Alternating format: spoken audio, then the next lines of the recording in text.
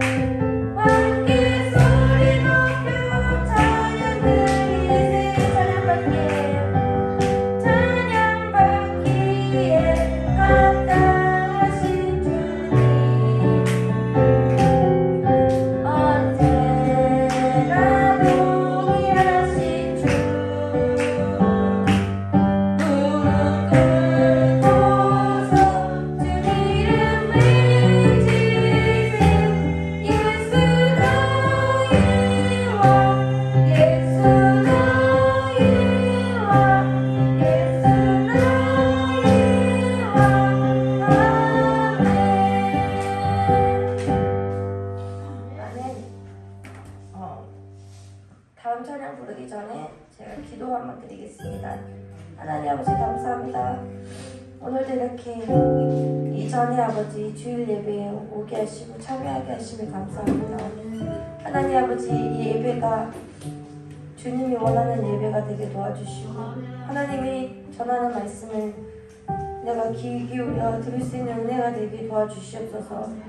하나님 아버지 이 시간 무겁고 힘들고 어려운 마음들이 많습니다. 하나님 아버지 그 마음들을 모두 다 내려놓고 하나님께서 저의 짐을 하나님께서 들어주신다 하셨으니 하나님 아버지 그 짐을 모두지 내려놓고 오직 주님만 찬양하고 주님 안에 평안을 누리는 우리 성도들이 될 수 있게 도와주시옵소서. 예수님으로 기도했습니다. 아멘. 네, 내 마음에 한 노래에서 찬양드리겠습니다.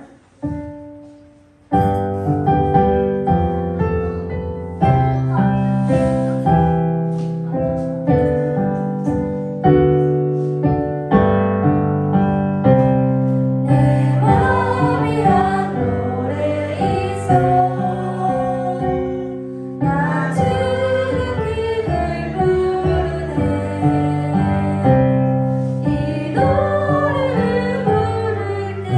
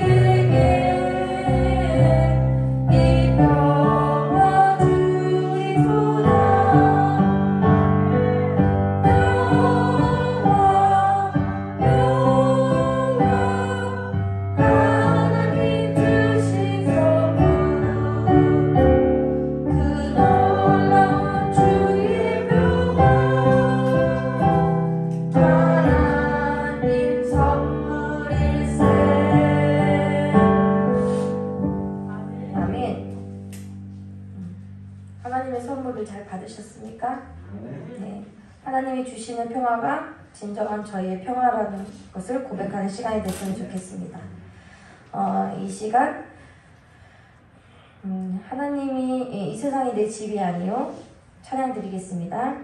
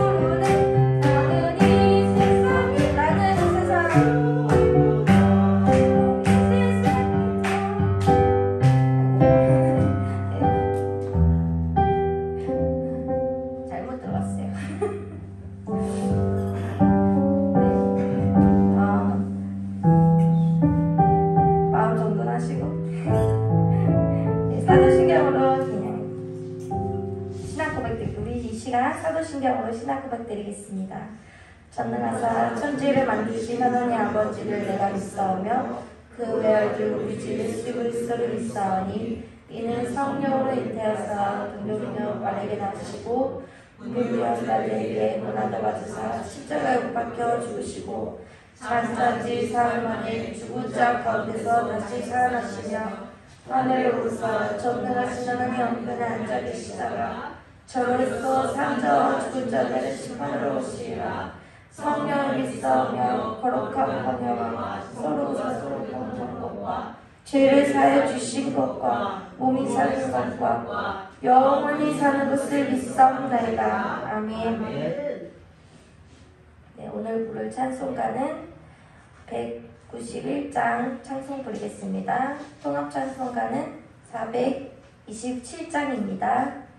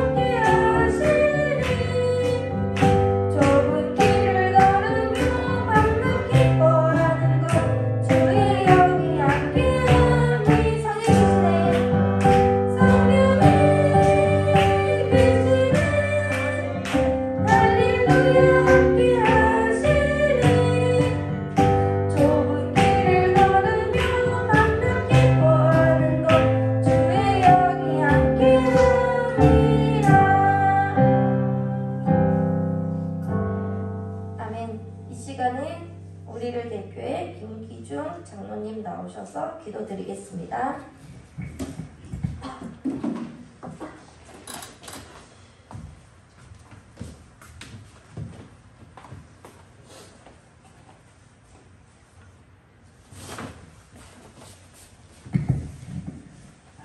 다 같이 기도드리겠습니다. 사랑과 은혜가 풍성하신 하나님 아버지, 풍성하고 아름다운 가을을 허락하시고 거룩한 주일에 참 좋은 주임의 가족들이 성전에서 예배드리게 하여 주심에 감사드립니다. 지난 한 주간에도 저희를 세상 가운데서 선한 길로 인도하여 주심을 감사합니다. 오직 하나님의 말씀만이 내 삶의 빛이요 길이요 생명이심을 깨닫게 하시며 이 세상에서 승리하는 믿음의 자녀들이 될 수 있도록 인도하여 주시옵소서. 이 나라와 민족과 유정자들을 위해 기도합니다. 대통령과 유정자들에게 여호수아와 같은 지도력을 주시사 우상들을 버리고 하나님이 주시는 지혜를 더하여 주시어 이 나라와 이 민족이 하나님이 예비하신 바른 길로 갈 수 있도록 인도하여 주시옵소서. 특히 전 세계가 코로나와 전쟁과 천재지변으로 인하여 경제 위기를 맞고 있습니다. 정부와 기업, 국민 모두에게 지혜와 명철을 허락하시어 이 어려운 시기를 잘 극복할 수 있도록 도와주시옵소서. 저희들이 쉼 있는 교회를 위해 기도합니다. 우리가 비록 작은 교회이나 주님께서 주신 사역을 위해 늘 기도하게 하시고 상처받은 이들이 쉼을 갖고 회복되는 교회가 되게 하여 주시고 아이들과 청년들이 꿈을 키워가는 교회가 되게 하시며 좀 더 나은 환경과 여건이 나은 장소로 예배하여 주시옵소서. 지금 이 자리에 나와 머리 숙인 모든 성도들과 영상으로 예배드리는 성도들에게 일일이 안수하시어 그들의 삶을 지켜 보호해 주시고 동행하여 주시옵소서. 또한 그들이 가지고 있는 모든 문제들과 기도의 제목들을 해결받는 귀한 역사가 일어나게 은혜 베풀어 주시옵소서. 육신의 연약함과 원치 않는 질병 가운데 있는 성도들에게 하나님의 치유의 능력으로 깨끗하게 치유되고 물질로 힘들어하는 이들에게는 하나님의 부유하심을 체험케 하시고 모든 성도들의 가정과 직장과 사업장에도 복의 복을 더하사 하나님의 살아 역사하심을 증거하게 하여 주시옵소서. 다음 세대를 책임질 청년들에게도 하나님이 예비하신 좋은 직장을 허락하시고 좋은 배우자를 만나 그리스도의 가정을 꾸릴 수 있도록 은혜 베풀어 주시옵소서. 특별히 교회와 성도들을 돌보며 말씀과 기도에 힘쓰시는 두 분 목사님을 기억하사 영권의 강건함을 주시고 마음을 위로하사 또한 원치 않는 육신의 질병이 깨끗이 치유되는 놀라운 역사를 체험케 하여 주시옵소서. 또한 이 험난한 시기에 복음을 전하고 있는 레바논과 몽골의 선교사와 선교지에 하나님의 크신 은혜와 축복이 임하도록 역사하여 주시옵소서. 이 시간 주님께 감사와 영광을 돌리며 존귀하신 예수님 이름으로 기도드립니다. 아멘.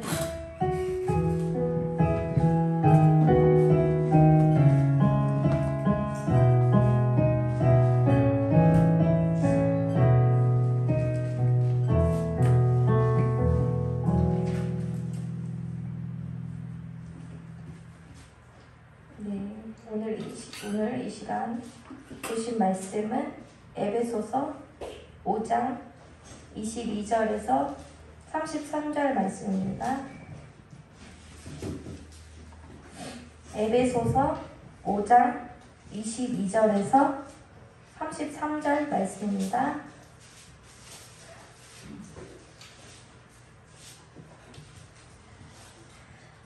찾으셨으면 교독하겠습니다.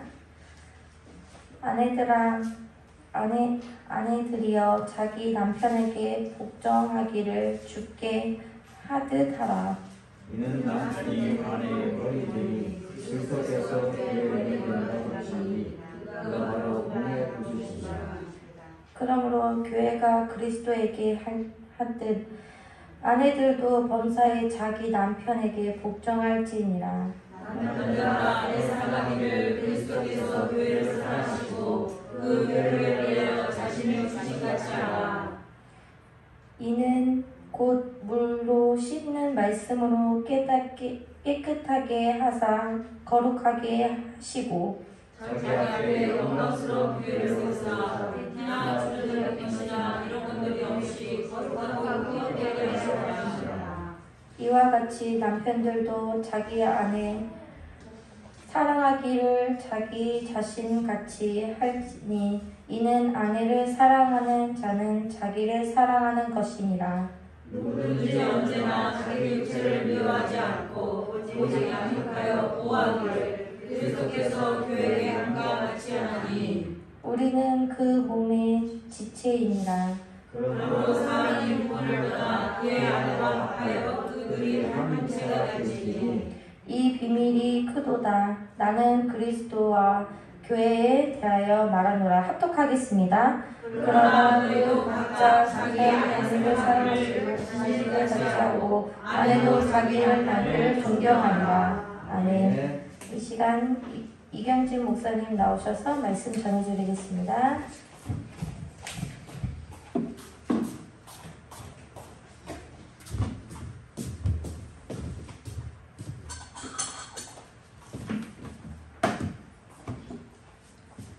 다 같이 기도드리도록 하겠습니다. 거룩하고 존귀하신 아버지 하나님, 주님께서 한자리에 저희를 불러주시고 아버지 앞에 예배하게 하시니 감사합니다. 하나님 아버지, 이 시간에 저희가 말씀 앞에 섰사오니 아버지, 이 말씀 통해서 저희들에게 주실 하나님의 마음이, 하나님의 생각이, 하나님의 비전이, 하나님의 꿈이 우리의 심령 가운데 그려지고 새겨지는 귀한 시간 될 수 있도록 주께서 오직 성령으로 저희들과 함께하여 주시기를 간절히 원하오며 거룩하고 존귀하신 예수 그리스도의 이름으로 감사하며 기도드리옵나이다. 아멘. 우리가 결혼에 대해서 지금 보고 있죠. 네, 또 반복해 우리가 지난주에 찬양 예배를 드렸기 때문에 네, 결혼에 대해서 우리가 지금 3주차, 지금 제 기억에 3주차인데요. 세 번째 시간을 보내고 있는데 가장 중요한 기억해야 되는 것 중에 하나가 뭐냐면 결혼의 서약의 상대는 서로가 아니라 하나님 앞에 하는 거라는 거였어요. 기억하고 계시죠? 오늘 결혼에 대해서 말씀을 나누려고 하는데요.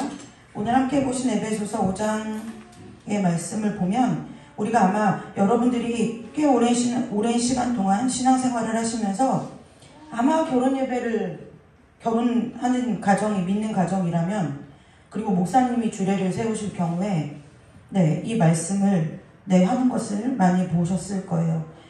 우리가 지금까지는 결혼이 무엇인가에 대해서 좀 생각해 봤다면 이제는 그럼 왜 결혼할까를 생각해 봐야 돼요. 네, 왜 결혼할까? 이거 굉장히 중요해요. 요즘 사람들도 마찬가지고 옛날에는 때 되니까 결혼하고, 그쵸? 때 되니까 결혼하고, 여자가 뭐해? 때 되면 시집 가야지. 이제 저희 할머니 세대는 보면 종종 예전에 저희 시골에 있는 교회에 그 할머니 권사님들 말씀을 들어보면 가난해서 시집 왔어 이런 얘기 하셨어요. 가난해서 시집 왔대요. 왜 가난한데 시집을 해요? 그랬더니 입 하나 덜라고 이런 얘기를 많이 들었어요. 요즘은 그렇지는 않아요. 그런데 다 이유는 다른데 누구 하나 딱히 보면 내가 결혼을 왜 했어? 라는 말에 우리가 사랑하니까요 라는 대답 말고는 별로 목적이 없는 것 같아요. 늘 얘기하는 거지만 신앙이 있다는 것은 무엇이냐면요, 우리가 영적으로 거룩해진다는 것은 뭔가 겉으로 드러나기에 되게 화려하고 겉으로 드러나는데 되게 있어 보이고 막 되게 홀리해 보이고 이런 것이 아니라 뭐든지 이 우리의 내실이 꽉 찬 것이 믿음이 좋은 거예요. 네, 그 믿음이 꽉 찼다는 것은 무엇이냐? 그 성경 말씀 사도행전에 보면 누구든지 너에게 묻거든 내어줄 말이 있게 하라고 그러잖아요. 근데 우리는 이것을 굉장히 편협하게 생각하는 거예요. 그래서 예를 들어 전도할 때 누가 막 믿지 않는 사람들이 하나님이 있는 거 증거를 대봐라 이러면 우리가 어떻게 말을 해야 되나? 창세기를 보면은 막 몇 장 몇 절에서 이걸 얘기하는 것이 아니라는 거예요. 우리가 하나님께서 신앙은, 건강한 신앙은 절대로 삶을 무시할 수가 없어요. 교회는 잠깐 모여서 이렇게 나누는 이 예배를 통해서 받은 것을 가지고 반드시 삶에 나가서 내가 실현해내야 되는 거예요. 네, 삶 가운데 그 일들을 해 나가야 되는 거예요. 그것이 실패냐 성공이냐는 사실 중요하지 않아요. 끊임없이 넘어져도 실패했어도 계속해야 되는 거예요. 단편적인 예로 오늘 아내들에게는 남편에게 복종하기를 하나님 예수 그리스도께 하듯 하라 했고, 남편에게는 아내를 사랑하기를 뭐라고 했냐면 예수님께서 교회를 사랑하듯이 하라 그랬어요. 그 일이 그럼 쉽냐? 쉽지 않아요. 네, 쉽지 않아요. 여러분들 마음속에 제가 투시의 은사가 없는데 다 보여요. 아니, 복종할 거리가 있어서 복종을 하죠. 아니, 요즘 시대가 어느 때인데 복종이라는 말을 써요. 남녀관계. 이런 이 마음의 소리들이 들리는 것 같아요. 그런데 우리가 이유 여하를 막론하고 하나님께서 우리에게 그렇게 하라고 하면, 하시라고 했다고 하면 반드시 우리가 알지 못하는 이유와 뜻이 있을 거라는 거예요. 그래서 저와 여러분이 이런 말씀을 볼 때에 우리가 이 말씀을 듣고 그냥 가서 여러분이 지금까지 살았던 삶의 방식대로 사는 것이 아니라 주님을 한 번이 됐든 두 번이 됐든 10번이 됐든 그것을 하나님 앞에서 자꾸 시도해보는 훈련을, 경건의 훈련을 해야 된다는 거예요. 그것이 그리스도인의 거룩한 삶이고 그리스도인의 성화된 삶이라는 거예요. 금요예배 때 제가 잠깐 얘기했죠. 사랑이 없는 시대를 살고 있는데 우리가 사랑의 통로로 좀 쓰임받았으면 좋겠다. 그 얘기도 마찬가지라는 거예요. 저와 여러분이 하나님의 말씀에 있어서 우리가 거룩하다 하면 너무 교회 안에만 매여져 있는 거예요. 교회 안에만 매여져 있는 거예요. 그러나 그것이 아니라 반드시 저와 여러분이 하나님께 세상으로 보냄받은 파송받은 사도로서, 성도로서 세상 가운데 저와 여러분의 삶 가운데 하나님의 일하심을 드러내 보여야 할 사명이 있다는 것을 기억하시기를 주님의 이름으로 축복합니다. 네, 이쯤 하고요. 그래서 결혼에 대한 목적을 얘기하는 본론으로 돌아가 보면, 그래서 가장 요즘 젊은 세대들이나 저희 세대만 해도요, 가장 흔하게 대답하는 것이 뭐냐? 왜 결혼하려고 그래? 그러면 사랑하니까요. 이제 그래요. 그럼 이제 청년들에게 이렇게 대답해요. 질문해요. 사랑이 없어지면 어떻게 할 거야? 제가 이렇게 얘기해요. 사랑이 식어지면 어떻게 할 거야? 이제 사랑 믿고 결혼하니? 사랑이 식어지면 어떻게 할 거야? 요즘 한나하고 예은이하고 주일 저녁마다 저한테 혹독한 훈련을 받아요. 과연 제가 걱정할 만큼이에요. 얘네들이 이걸 다 묵상하다가 결혼은 할 수 있을까라는 생각이 들 만큼 훈련을 시키는데요. 그것이 왜 그러냐? 오늘 이 말씀에 이유가 있다는 거예요. 이 말씀에 이유가 있다는 거예요. 여러분, 결혼의 첫 시간에 제가 말씀드렸죠. 결혼은 상대방을 찾는 것이 결혼이 아니라는 거예요. 내 자신이 하나님 앞에 준비되어지는 것이 결혼의 준비라는 거예요. 우리가 일을 하면 돈을 벌죠. 그 돈을 벌면 우리가 저축도 하고 결혼에 대한 준비를 하는 거예요. 내가 얼마를 모아서 어떻게 하고 다 준비가 돼요. 그런데 정작 중요한 것은 뭐냐면 그 돈을 갖고 살 사람에 대해서는 준비를 안 하는 거예요. 사람에 대해서는 준비를 안 하고 무엇만 하느냐? 내가 저 사람을 사랑하느냐 안 하느냐 거기에만 정신이 팔려 있어요. 그래서 뭐에 홀린 듯이 딴딴딴하고 예쁜 드레스 입고 결혼을 했다가 어떻게 돼요? 그 다음부터 웨딩드레스가 분명히 흰색인데 온통 눈물 얼룩, 피눈물 얼룩, 막 싸움의 얼룩으로 누더기가 되어지는 일이 우리 결혼 가운데 심심치 않게 벌어지는 일이라는 거예요. 그럼 우리가 이걸 다 알고 결혼한다고 해서 그런 일들이 없느냐? 그것을 이야기하는 것이 아니라는 거예요. 똑같은 삶을 살아가요. 믿는 사람이나 믿지 않는 사람이나 똑같은 삶을 살아가요. 예전에는요, 이런 말이 교회에 유행이었죠. 다 잘 된다고, 다 잘 된다고. 그런데 어디 살아보시니 다 잘 되든가요? 그렇지 않아요. 그 얘기는 무슨 뜻이냐? 우리가 그 얘기를 믿음 안에서 한 다 잘 된다는 이야기를 우리가 세상적인 잘 된다는 이야기로 잘못 알아들었기 때문에 교회 안에 그런 오해와 편견들이 생긴 거예요. 다 잘 된다는 말은 결국은 하나님께서 모든 것을 합력하여 선을 이루게 하실 거라는 뜻이었다는 거예요. 자, 어쨌든 우리가 오늘 이 시간에는 길지 않은 시간이지만 뭐 얘기하려면 결혼에 대해서는 2박 3일을 우리 저희 전교인 다 모아가지고 어디 빌려서 5박 6일, 6박 7일 세미나에도 모자라지 않아요. 왜? 부모님들도 반드시 아셔야 돼요. 왜 그러냐? 자녀들을 결혼시킬 때 정말 자녀들을 믿음 안에서 떠나보내는 것이 무엇인지를 아셔야 되거든요. 그래야 내가 자녀가 괘씸하지 않고요. 자녀에게 서운하지 않고 자녀를 위해 기도해 줄 수 있다는 거예요. 네. 자, 오늘 결혼에 대한 목적에 대해서 우리가 함께 나눠볼 건데요.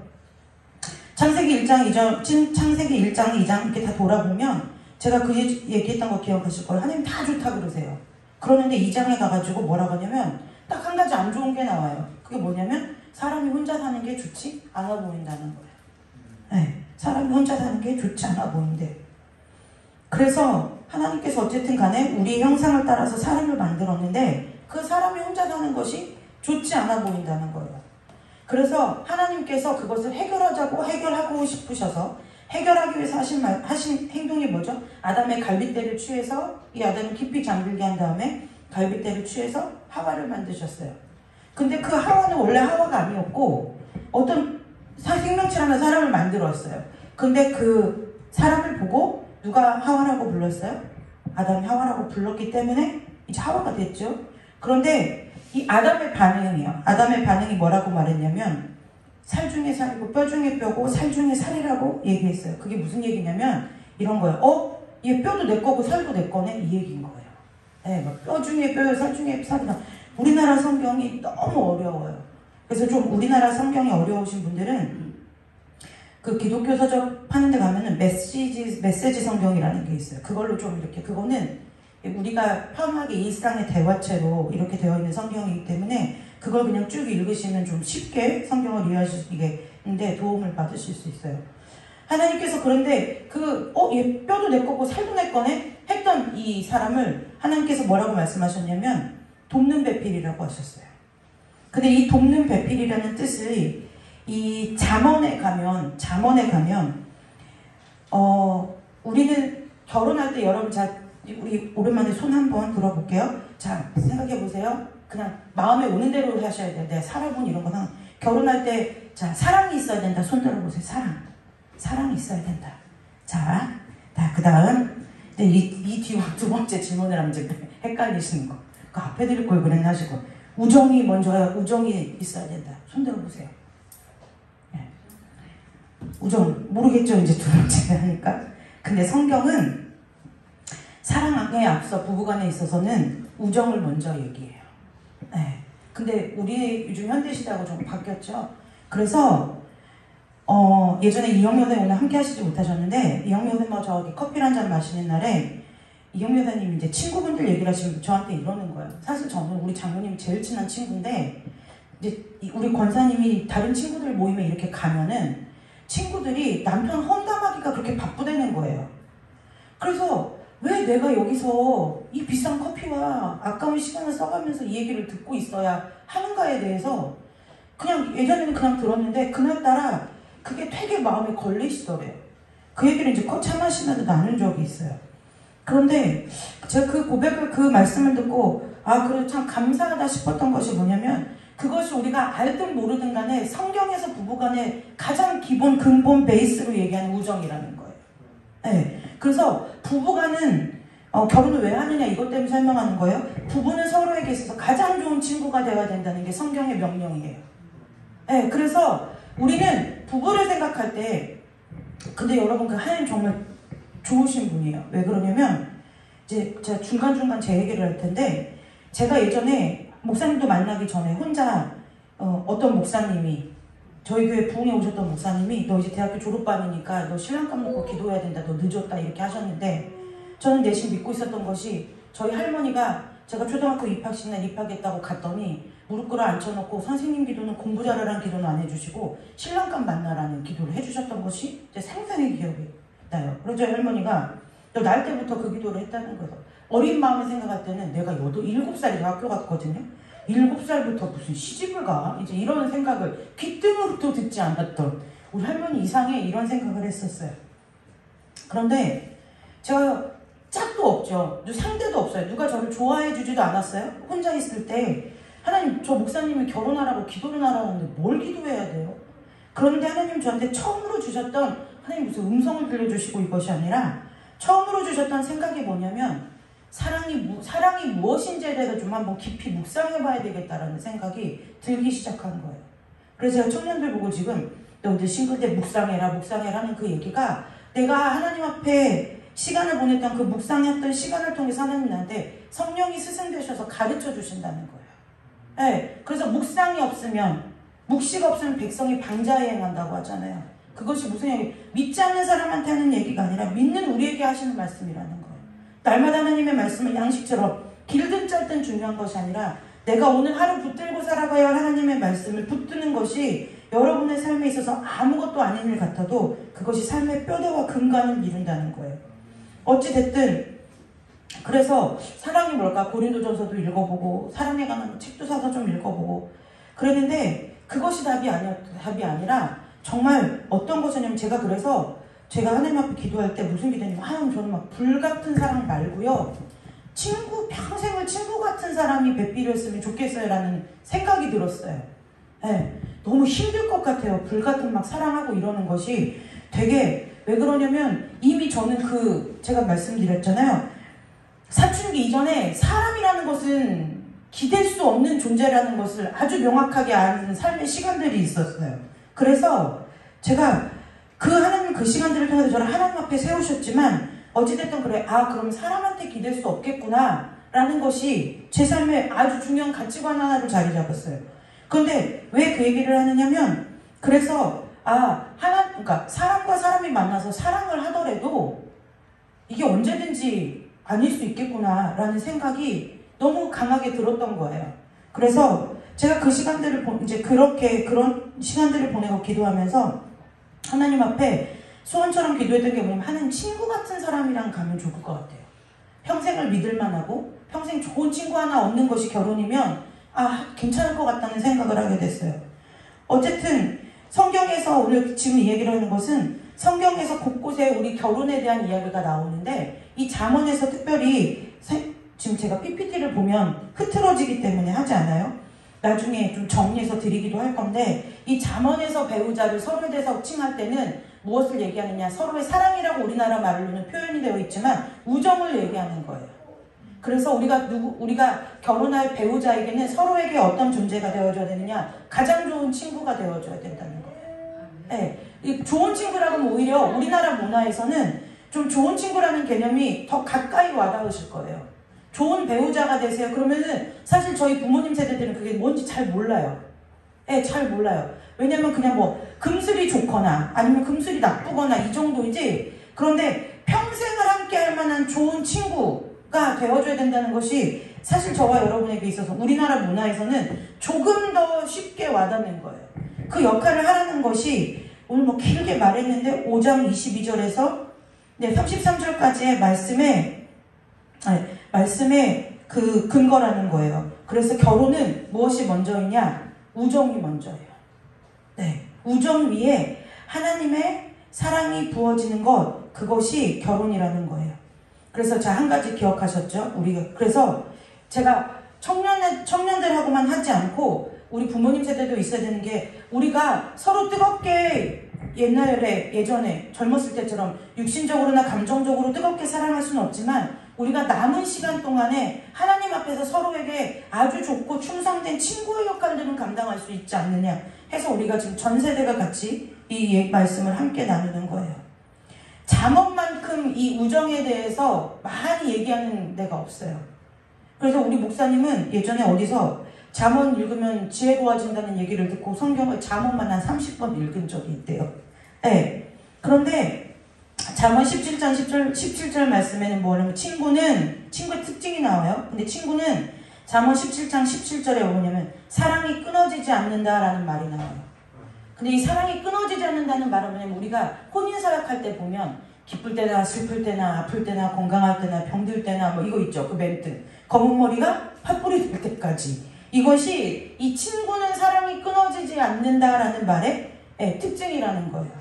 네. 그래서 성경에 이 친구는 잠언에 있으면 잠언 17장 17절에 친구는 사랑이 끊어지지 않는다. 근데 요즘 시대를 보자고요. 요즘 시대를 보면은 사랑이 끊어지나요? 안 끊어지나요? 끊어지죠. 부모들도 그렇게 가르쳐요. 얼마나 무서운 세상인지 몰라요. 너 그러니? 못하겠니? 네 신랑이 돈을 못 벌어? 네 마누라가 그렇게 생겼어? 어쩔 수 없지, 헤어져. 그래서요, 과거에는 교회 안에, 기독교 안에 이혼율이라는 통계를 낼 수가 없었어요. 왜냐면 통계를 낼 만한 수치가 안 나와요. 네, 제가 부정으로 통계학도 좀 했거든요. 그런데 통계학도 보려면 최소 데이터가 있어야 공식에 넣어서 통계 수치를 빼는 거예요. 그래서 우리가 이걸 맨날 표본조사하고 뭐 한다고 얘기하죠. 그런데 그 과거의 교회 안에서는 이혼이라는 단어가 예전에는 이혼한 사람들이 교회를 가면서 상처받고 왔다는 거예요. 왜 그러냐면 너무 이질감이 느껴져서 상처를 받는 거예요. 교회가 품어주지도 못했지만, 교회가 품어주지 못한 아픔도 있지만 본인들이 갔을 때 그것에 너무 이질감이 느껴지는 거예요. 네. 여러분, 이런 거예요. 사별이라는 건 내가 원치 않는 상황에서 벌어지는 일임에도 불구하고 내가 다니던 그곳에 가면 힘든데, 이유는 뭐냐면 사람에게서 정죄감이 더 드는 거예요. 네, 정죄감이 더 들어요. 왜냐면 내가 선택한 거기 때문에. 그러니까 교회가 품어주지 못한 것도 있지만 자기가 자기 아픔을 견디지 못해서 나오는 케이스들도 꽤 많이 있었어요. 그럴 만큼 교회에 이혼이라는 단어는 굉장히 낯선 단어였어요. 그래서 목회자들도 성도가 이런 이유 때문에 이혼을 해야 되겠습니다라고 상담하러 찾아오면 하지 마세요 하고 돌려보내는 일이 다반사였어요. 근데 지금은 그렇지가 않은 세대가 된 거예요. 네. 근데 그런 세대가 되면서 이제 부모들도 어떻게 해요? 못 살겠으면 이혼해야지, 시대가 어느 시대인데 네가 그러고 사니? 라고 얘기한다는 거예요. 그것이 어떤 거예요? 부모로서 우리가 결혼에 있어서의 가치관이 신앙 안에서 전혀 서 있지 않다는 거예요. 그 약속은, 혼인의 서약은 신랑과 신부만 하는 것이 아니라 양쪽이 모두 다 하나님 앞에 서약하는 거예요. 그런데 우리는 그 서약이 너무 쉽다는 거예요. 너무 쉬워요. 그래서 끊는 것도 쉬워요.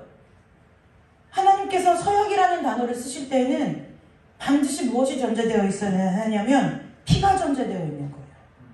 생명이에요. 그래서 우리를 하나님께서 생명으로 구원하신 것처럼 모든 하나님과 하는 약속 가운데는 피가, 예수 그리스도의 피가 보증으로 서 있는 거예요. 그래서 믿는 사람이 단순히 믿는 사람 만나기 위해서 기도한다? 그건 조금 이따 얘기할 거예요. 그건 내 사회적인 포지션 때문에 기도하는 것이지, 그것이 정말 하나님의 결혼의 신실한 약속과 목적을 알고 기도하는 것이다? 아니라는 거예요. 그러니까 믿는 사람 만나도 산에 못 사는 일들이 믿는 사람 가운데 벌어진다는 거죠. 그러면 또 반대로 이렇게 얘기하는 사람이 있어요.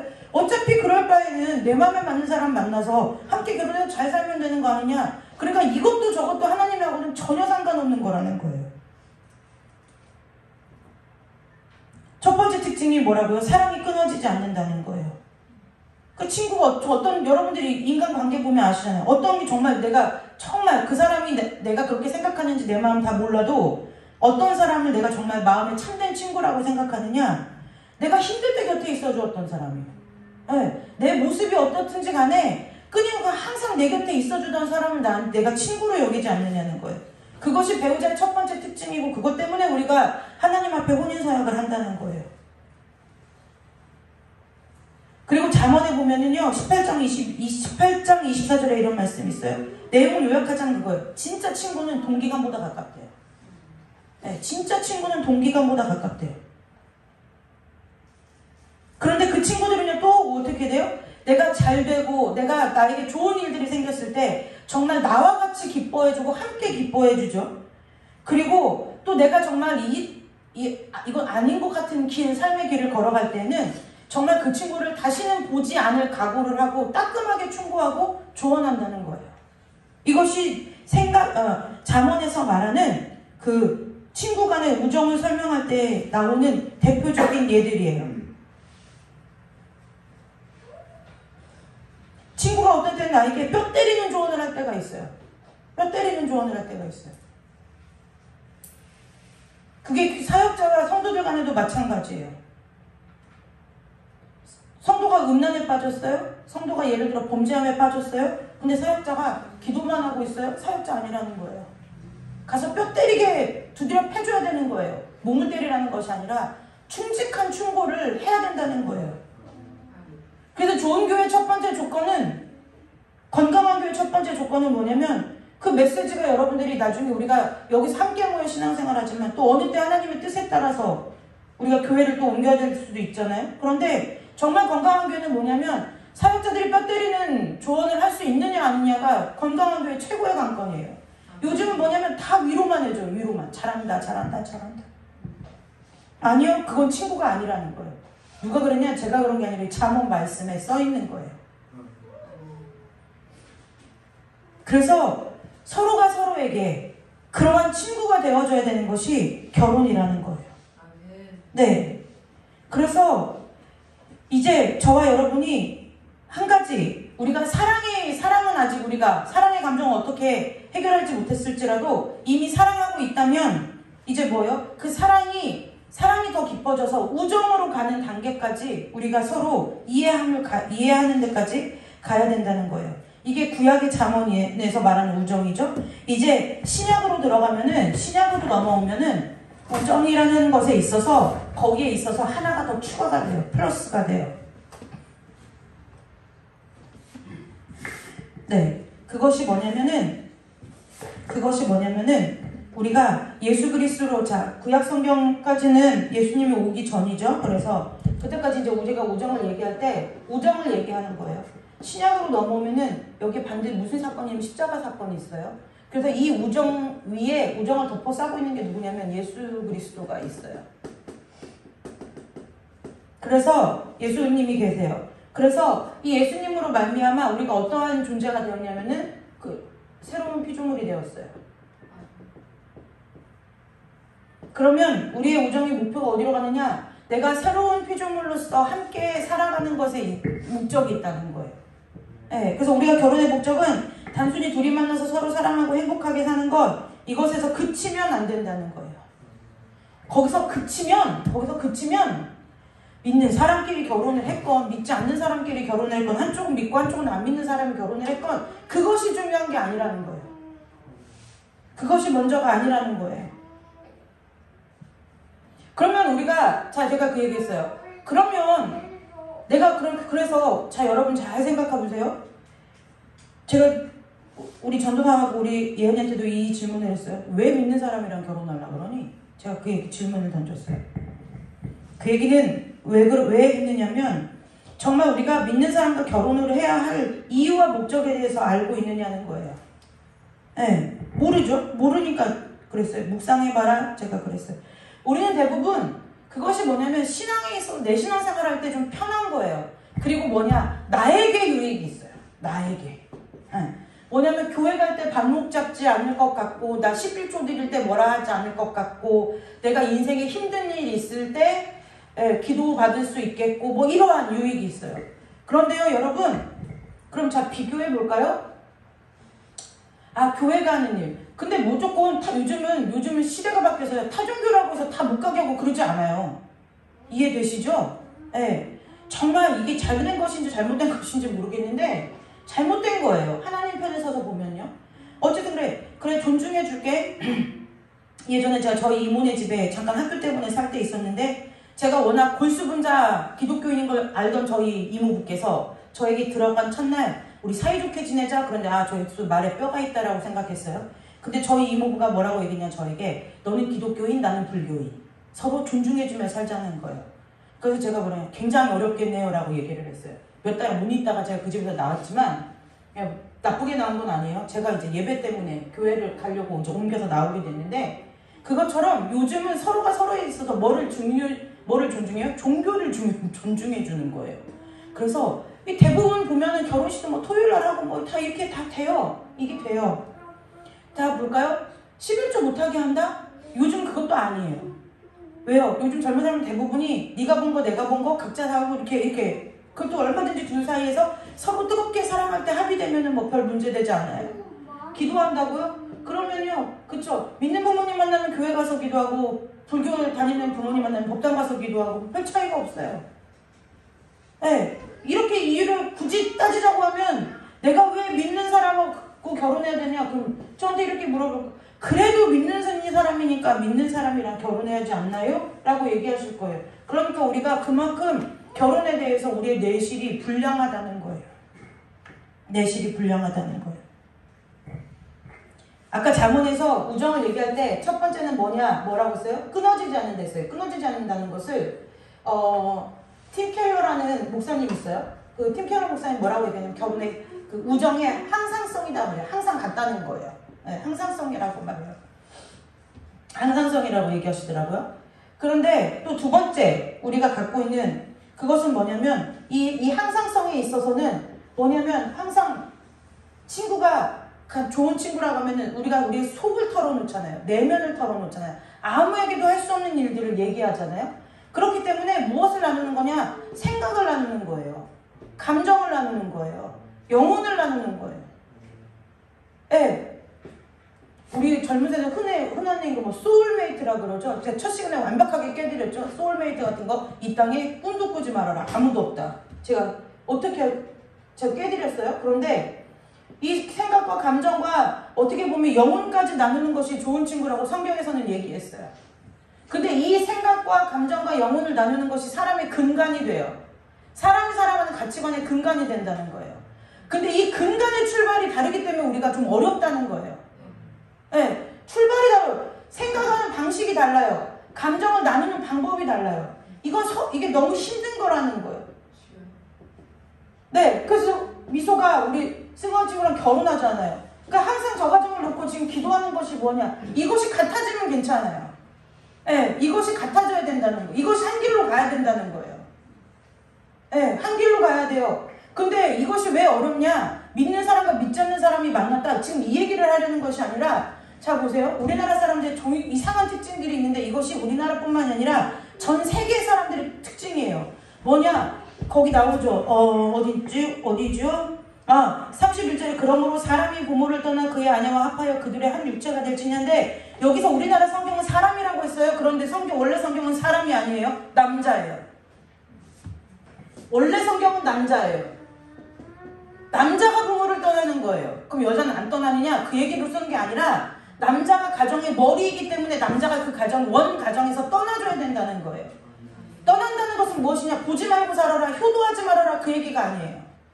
내가 머리로서 내 아버지가 내 가정을 꾸려 오신 것처럼 나도 이제 새롭게 생긴 한 가정의 머리로서 새로운 의사결정 방법들을 만들어내고 새로 건물을 짓듯이 설계 도면을 빼고 기둥을 세우고 건축을 해야 되는 몫이 누구에게 있다는 거예요? 남자에게 있다는 거예요. 근데 우리나라는 그게 안 되죠. 근데 여러분, 우리가 외국말을 잘 못 알아들어서 그래요. 미국도 그런 거 안 되는 사람들 무지하게 많아요. 무지하게 많아요. 원가정에서 분리가 안 되는 거예요. 여자도 마찬가지. 그래서 여기 성경에 아내들이 남편에게 복종하라고 하는 그 전제 밑에 깔린 성경의 기본 의도는 뭐냐? 남자 네가 떠나와라, 그 얘기인 거예요. 너가 떠나와서 너희들 가정끼리 서로 하나님 앞에 기도하고 말씀 묵상하고 서로 생각을 나누고 대화해서 새로운 집을 지어라. 그러니까 거기에 여자들이 복종하라는 거예요. 남자를 떠나가래. 그러니까 나는 우리 친정 살던 방식대로 살면 돼. 이 얘기 절대 아니라는 거예요. 남자가 네가 너의 삶을 함께 하기로 하나님 앞에 약속하고 서약하고 남자가 본토 친척 아비집을 떠난 것처럼 떠나서 새 가정을 꾸렸으면 여자는 뭐 해야 돼요? 이제 부모에게 복종하는 것이 아니라 그 남편에게 복종하고 가야 되는 것이 오늘 22절의 말씀이라는 거예요. 이거를 무슨 여성신학자들이 복종이 어떠네, 성평등이 어쩌네. 저는 그런 사람들 제일 싫어하거든요. 왜냐면 성경이 아니고 사입이에요. 성경 말씀에서 어떻게 자기들이 필요한 것만 이렇게 빼가지고 어떤 학문을 만드느냐고요. 그건 성경의 진리가 아니라는 거예요. 그래서 남자가 뭐 하라는 거예요? 부모를 떠나오라는 거예요. 떠나서 뭐예요? 그리스도가 교회의 머리 되신 것과 같이 내가 한 가정의 머리로 너를 세웠다. 그러니까 뭐예요? 수장, 캡틴이 된 거예요. 그래서 제 담율이 났을 때도 기도한다 했잖아요. 제가 담율이를 양육하는 최대의 목표는 뭐냐? 좋은 남편이자 좋은 아빠 만드는 거예요. 쟤는 그 역할만 이 땅에 사다가 죽어도 하나님 앞에 가면 큰 상급이 있는 거예요. 네, 큰 상급이 있어요. 그것만큼 중요한 게 없어요. 그 남자가 떠나오는 거예요. 근데 우리뿐만 아니라 사람은 죄성 때문에 뭐 하느냐? 자꾸 뭐예요? 내 방식과 네 방식을 갖고 와서 새로운 걸 만들어내려니까 새로운 건 만들어지지 않고 뭐만 나와요? 싸움만 되는 거예요. 잘 생각해보세요. 연락을 끈 거 이게 만약에 그러니까 내가 시부모님에 대해서 연락을 끊고 살아. 내가 우리 처가에는 그래야. 그러니까 우리 세상 요즘 이런 사람들도 있더라고요. 세상 서로 신간편하게 우리 집은 네가 연락하고 너네 집은 네가 연락해. 서로 합의 보자. 이렇게 하는 집도 있더라고요. 여러분, 천만의 말씀은 그게 복음의 정면 위배되는 거예요. 사랑하되 끝까지 사랑해야 되는 거예요. 어디까지요? 피 흘리기까지. 내가 이해할 수 없는 시댁이라고 해도, 내가 이해할 수 없는 처가라고 해도 뭐예요? 품어야 된다는 거예요. 그거 할 목적, 그거 할 수 없으면 결혼해야 하는 이유가 없어요. 자, 보세요. 남자와 여자가 만났어요? 남자가 살던 삶의 방식이 있겠고 여자가 살던 집에 삶의 방식이 있을 거라는 거예요. 이것이 뭐야 되느냐? 제가 우리 청년들 보고 데이트하면은 어디 가지 말고, 영화관 가지 말고, 노래방 가지 말고, 제가 그렇게 믿는 사람으로서 가지 않는 건 당연한 원리지만 가지 말고 뭐냐 어디로 가라고 하냐면 야외로 가라고요. 야외로. 탁 트인 데로. 제가 왜 그러냐? 뭐 하라고요? 가서 대화를 해라. 대화를 해라. 그냥 그 대화 속에 우리 집에서 있었던 일, 내가 어떻게 살아온 이야기, 대화를 나누다 보면 서로 상대방이 뭐예요? 상대방의 집에 대해서 알아가는 거예요. 아, 얘네 집은 이렇구나. 아, 쟤네 집은 저렇구나. 이게 알아지다 보면 이게 서로가 서로를 이해하는데 좀 수월해요. 그 제가 뭐라고 하냐, 우리 청년들 보고 목적을 갖고 연애를 하라고 해요. 데이트할 때 목적을 가져야 돼요.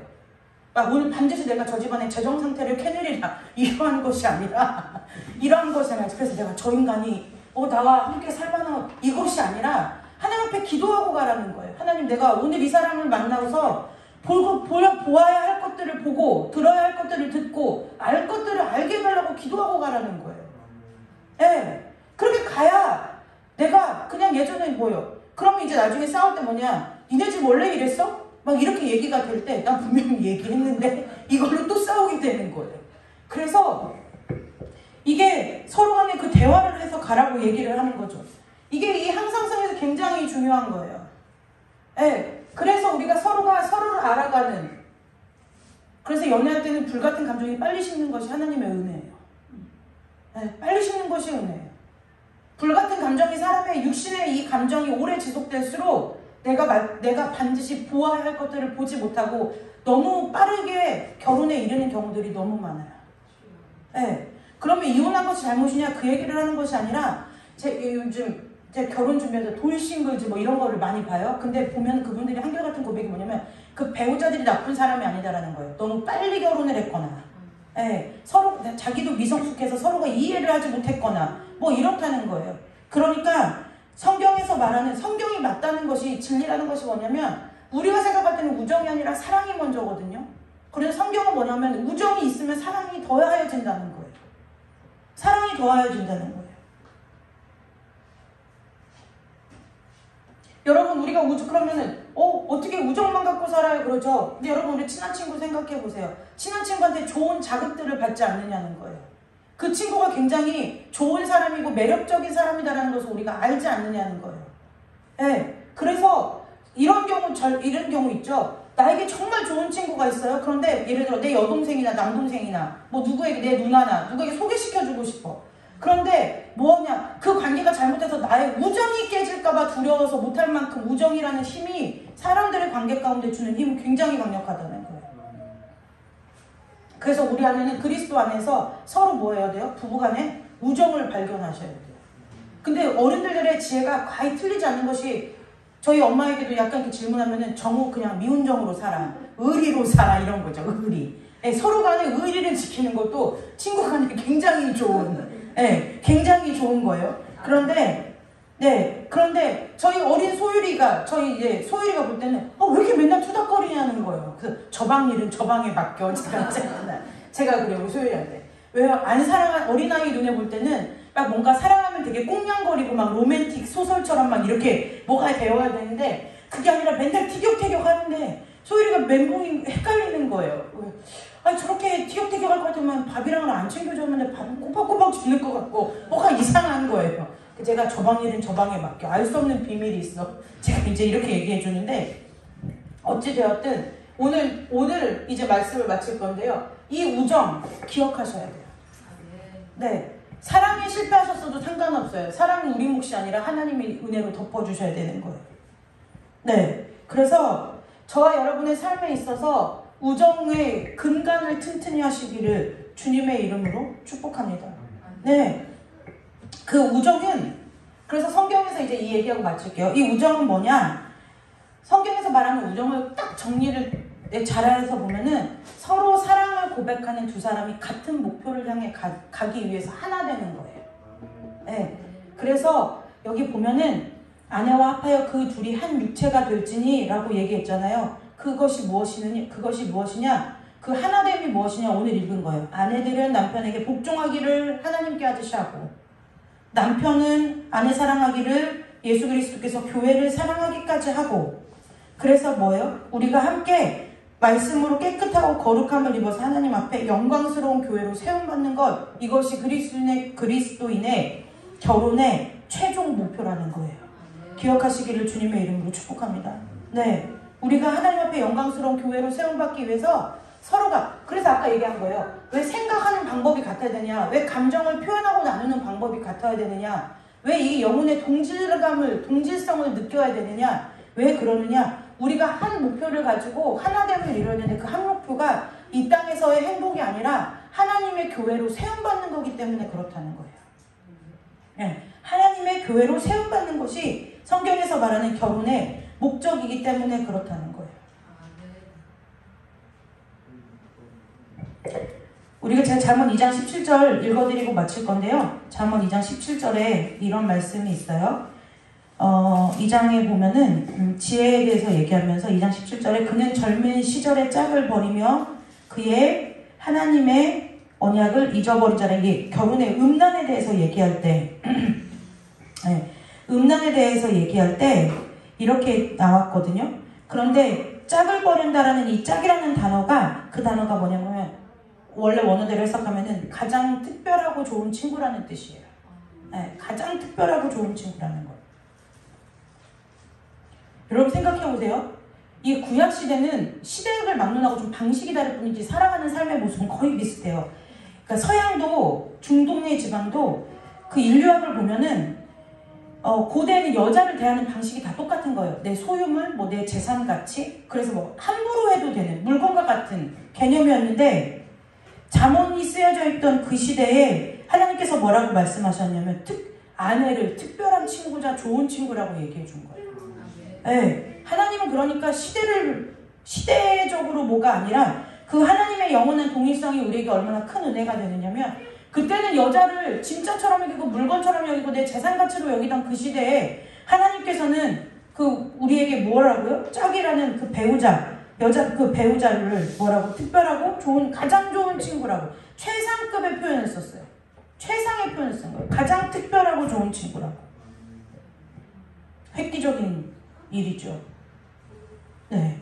그렇게 하나님 그래서 우리가 무엇보다 그 시대 우리가 살아가는 시대 위에 계신 하나님의 말씀을 따라 사는 것이 시대의 영향과 흐름을 받지 않고 승리하고 살아가는 삶의 비결이에요. 방법이라는 것을 기억하시기를 주님의 이름으로 축복합니다. 우리가 10월 한 달 하면은 이제 결혼에 대해서 맞춰질 거예요. 맞춰지고요. 제가 가을 신방 때문에 기도하다가 11월 한 달을 기도하고 12월 마지막 달에 가정 신방을 하는 것이 좋을 것 같아요. 한 1년을 마무리하면서 새 말씀을 드릴 것이 아니라 1년을 마무리하면서 12월에 신방을 할 거니까 12월 신방을 내놓고 기도하시기를 바라고 오늘 이 시간에 우리가 한 가지만 기억하면 돼요. 하나님 안에서 우정을 나누는 것이 참된 결혼 생활이에요.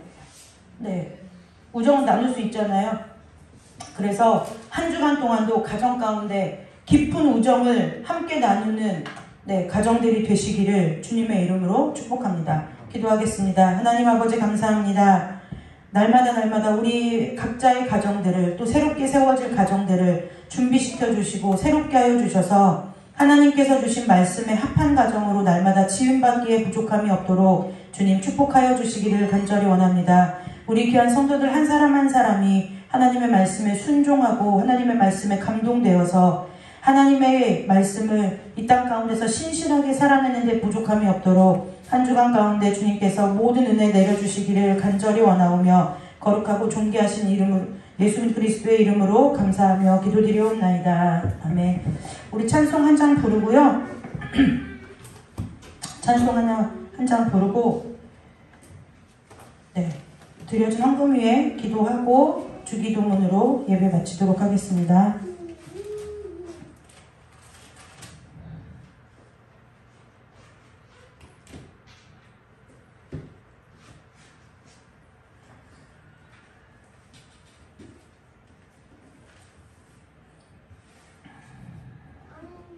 한 주간 동안도 주님과 동행하는 한 주간이 되시기를 주님의 이름으로 축복합니다. 이게 우리 힘으로 안 돼요. 주님과 함께 걸어갈 때 되는 길인 것을 기억하시고 한 주간 동안도 서로가 서로에게 가장 좋은, 가장 특별한 친구 되어주시기를 주님의 이름으로 축복합니다. 찬송 부르고 기도하고 가도록 하겠습니다.